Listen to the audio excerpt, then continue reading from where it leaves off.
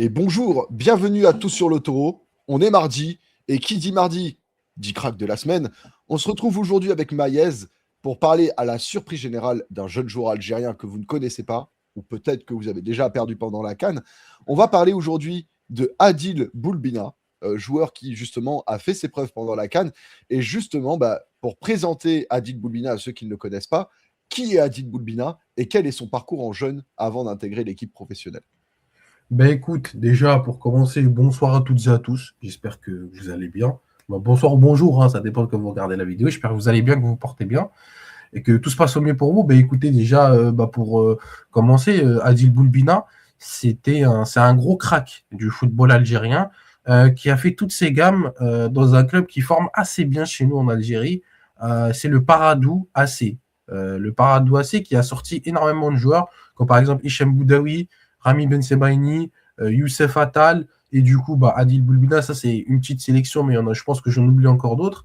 Donc lui, Boulbina a fait toutes ces catégories au Paradou.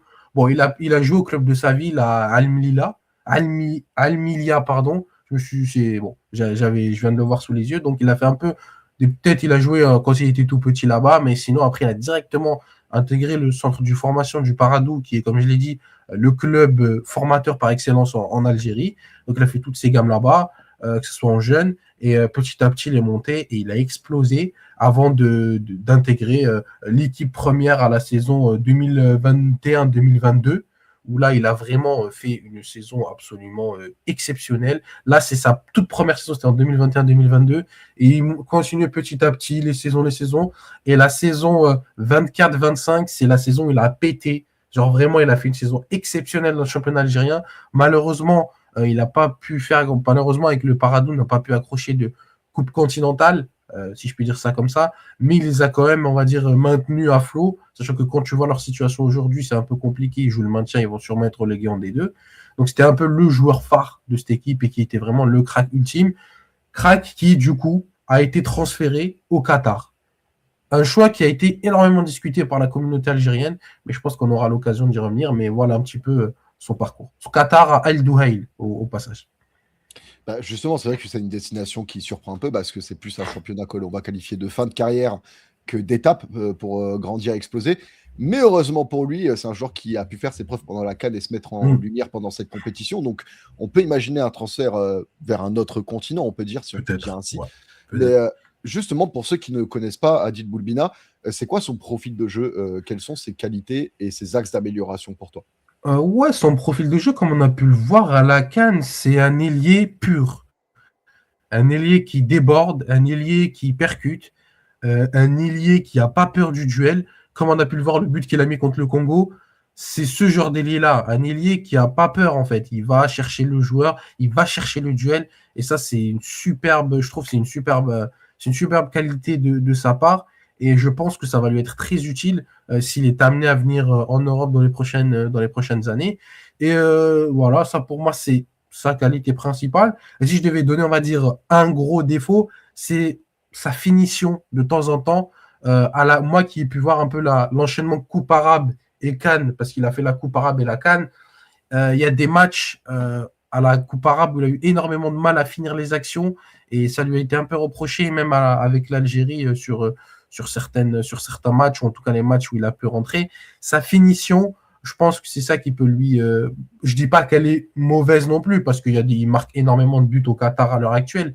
Mais je dis que je pense qu'il peut atteindre vraiment à un niveau vraiment excellent si, on va dire, il travaille sur ça et il peut, on va dire, s'améliorer comme tu as mis à le dire, s'il peut avoir cet axe en amélioration, du coup, pour moi, c'est sa finition.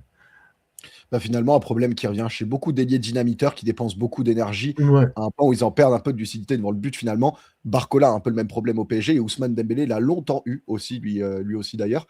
Et effectivement. justement, pour parler un peu d'avenir, on va dire, et parler moyen-long terme concernant Boulbina, à l'avenir, tu le vois dans quel style de club et avec quel rôle? Écoute, quand on voit son club à l'heure actuelle, Al Duhail, il est entraîné par Belmadi. Donc je pense que ça a dû avoir une influence dans son choix de venir être entraîné par quelqu'un qui est très apprécié en Algérie. Et donc je pense que Boulbina a dû lui-même connaître cette victoire 2019 de l'Algérie avec Belmadi en coach. Donc je pense que pour lui, c'était un rêve d'être entraîné par Belmadi. Donc je pense que Belmadi lui va lui être très utile et je pense que c'est pour ça aussi qu'il a rejoint le Qatar. C'est pour être entraîné par Belmadi et pour aussi assurer un certain avenir financier. Ça, il faut pas se mentir. Après, il y a le contexte aussi religieux, mais je pense que je pense que beaucoup l'avaient déjà compris.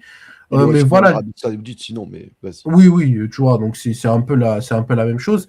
Mais voilà, pour ce qui est d'un avenir à moyen long terme, franchement, je pense qu'après deux bonnes saisons, on va dire une ou deux bonnes saisons en Arabie Saoudite, je pense il peut revenir en Europe. Il peut aller en Europe dans un club, je sais pas, peut-être en Ligue 1. Ça peut être un bon palier pour lui. Peut-être en Ligue 2. Pour moi, je le vois plus en Ligue 2 ou dans un club, pas un club moyen, mais un club fort de Ligue 2 qui ont besoin d'un ailier un peu, comme je dis, dynamiteur, percutant, qui est capable, on va dire, de te mettre quelques buts par-ci, par-là.